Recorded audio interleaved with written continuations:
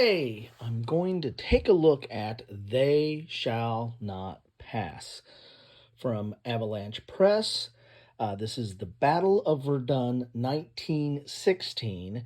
And this is not the box version. There might have been different versions of this. This one, I believe, came in a Ziploc or kind of a plastic folder, and I keep my games my magazine games and my magazine war games and that are just come in Ziploc bags. Sometimes if it's a decent bag, I'll keep it in there. Otherwise, I'll keep it in these little envelopes once they're bagged and punched and bagged and the like, and that works relatively well. I got this a while back and played it a while back. I played it not too long after I got it, and it is it deals with the Battle of Verdun, and it gives you a feel of World War One combat, which is kind of the purpose of it. And when I say that it gives you a feel, the three key, or I should say, four key aspects or four key phases of this are, of course, movement, bombardment, assault, and supply. And so this has some operational type feel as well, given the supply. The assault is, kind of going over the top and pushing forward. And along with assault, of course, there is morale, the effects of the assault. But one of the big areas that I found when I played this was the importance of artillery, and the bombardment phase of this game is very important. How you set that up, how you use that, the effect of that, and then how do you follow that up with assaults. The game itself, it comes in two map boards, and they're hard. These are thick, not mounted, but thicker type paper, the kind that you would kind of see at for like a player aid. The player aids themselves are just regular paper. Here is the only player aids that came with this. You've got your assault table, your terrain effects chart, and then you have your barrage table and artillery capability. Again, emphasizing the importance of that in this game. Here's another terrain effects chart and artillery capability. I don't know why they have a second one, but they do. The board itself, as you can see here, is is relatively dark. I think that was the choice they had made. I mean, it kind of, and I think that's an interesting choice, and actually gives you the feel of kind of a torn up battlefield, right? Of something that's been pockmarked with artillery and aerial bombardment over time. So but it is somewhat of a dark and drab type of brown colors with a little bit of green here, but even the green is a little muddied. The counters themselves, and of course, you have a legend for the terrain right here, and you have a game turn track here, and you have a German German off-board artillery, and then you have naval battery over here too. The counters, this is Avalanche Press. This is what's the date on this game? This is copyright 2011, but the counters feel like what you would expect in from the 90s, 80s, and 90s of sort. They're relatively thin with nibs. I'm not a clipper, or at least was not clipping when I got this game. But you can see there, NATO symbols, relatively a little bit of information there, but the main information is the 6.6 there is the key information there, and then it has a reduced side as well. But the counters are, not glorious, but not bad. I mean, they're serviceable. They do they tell you what you need to know. Like there's an artillery piece, and you got an engineering piece there. Your typical NATO symbols.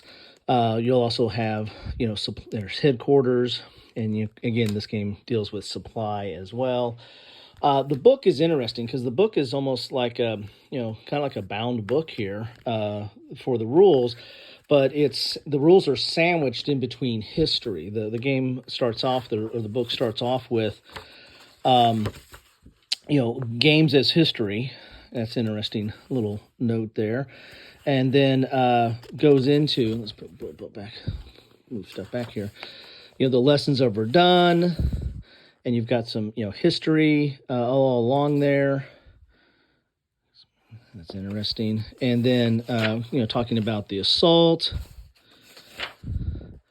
the plan, the assault, Fort Douaumont, the peasant marshal, all these different historical aspects of Verdun. Then you have Verdun, the battlefield, a whole section on that, some images. And then you get into the rules. So you get 20 pages, 19 pages of history, and then you get into the rules themselves. And then and the rules are about 20 pages. And then you get into designer notes, strategy and tactics. Again, more history there, but done in this form of giving you strategy for the game. There's additional scenarios, so now we're back on page 50. We're getting back into some of the game aspects here. Then we get back into history on page 52. So as you can see here, the book is mostly history. Air War over Verdun. There's a catalog or ad for more Avalanche press games. So, and this is all about that air war. So most of this book is history, which I like. I found that that was a surprise to me, and that's something I kind of read at the time or read before I played. And I probably need to go back to it. Now that I pulled this out, I'm like, okay, there's a lot more history in here I need to read. But the rules themselves, as I said, are about 20 pages, and it's introduction, components. There's the playing pieces. There's some of the symbols that we were talking about there. There's your unit, which is, combat strength and movement allowance. So we don't have, a lot of, range. Of course, this is operational to operational level, so you wouldn't have range, but it doesn't have defense factors. You have your combat strength for both attack and defense, and you have movement allowance. You have morale, and then the other stuff is mainly talking about the unit designation, the parent formation, the unit identification, the unit size on there. The artillery, you do have range. So there's the attack strength, defense strength, movement allowance, and range. So the artillery piece has a little bit more, or the artillery units have a little bit more information on them. Again, going back to my earlier comments, the artillery is really the important aspect of this game and how you use it and how you set up for assaults. You've got this, the rules also include the setup in here. So it's not just the rules, you've got the whole setup in here. Here's the section on bombardment, which is, as you can see here, is 2 pages. Then movement starts on this page. So you've got about a page, 2 pages of movement, which talks about zones of control and the effects. Actually 3 pages of movement. Then you get into the assault procedures, column modifiers, artillery support in the assault as well. So again, artillery does play such a huge role in this battle, or at least in this game. Hits, steps, step losses, retreats. So this does have a step loss type result system. Attacking trenches and forts, German pioneers, supporting artillery, retreats in zones of control, attackers and retreats, supporting artillery again. There's like several sections that have supporting artillery, 7.46 and 7.54. Interesting. And so on. And then you get into morale, which is a key part of this game, and rallying, demoralization and rallying troops, surrender. And then we get into supply, both the procedure, the supply lines, disrupted headquarters, interdiction, supply sources, core sources, remnant sources, lost headquarters, lost sources, unsupply effects right there, and then reinforcements and replacements. So, and then you get some special rules, digging in, weather, um, forts, garrisons. Let's see what else we have here. Special units here. There's army level artillery. There's so many sections that deal with artillery. It's interesting. And then there's the French railroad gun, German pioneers, French hunters, and then some optional rules. Not a ton of optional rules, but there's a few optional rules in here, including fort guns. Gotta have more artillery. Bloody trenches. How about that? And then winning the game. And then you have your charts, your assault table, terrain effects chart, barrage table, and the artillery capability chart. And then the rest of this is, designer notes and history. So you've got, again, rules in there, relatively straightforward, although I found some duplication of some of the rules. They would cover some of the aspects in different paragraphs, but talk about different things. There wasn't like a consolidation of some of the rules in areas, or at least not the right titling of it. But a lot of history in the book, and I like that. And it's kind of a nice little bound book here. So component-wise, it's fine. I don't have a lot of Avalanche Press games, but, map is fine. As I found a little drab and dark, but again, probably fits with the theme. It can be hard to see some of the towns and graphics on there a little bit, since it's all kind of muted colors, whatever I'm trying to say there. In fact, the rule book blends into the game, into the map. Counters are fine, serviceable, nothing to write home about, but not bad. I mean, nothing that that makes it for you. You can't read it or can't use it. Player aids are really, it's better than just looking at it in the book, which is in there. So you got something that you can refer to as some of the key charts there, but that's about it. This is a fine game. There's not a ton of games out there on the Battle of Verdun, and I picked this up because at the time I don't think I had anything covering the Battle of Verdun. Now I've picked up some other games that might cover aspects of it, and picked up a totally different perspective game on Verdun. That uses blocks and is a little bit different, and I'll put a link to that down below. But it's a different perspective on the battle.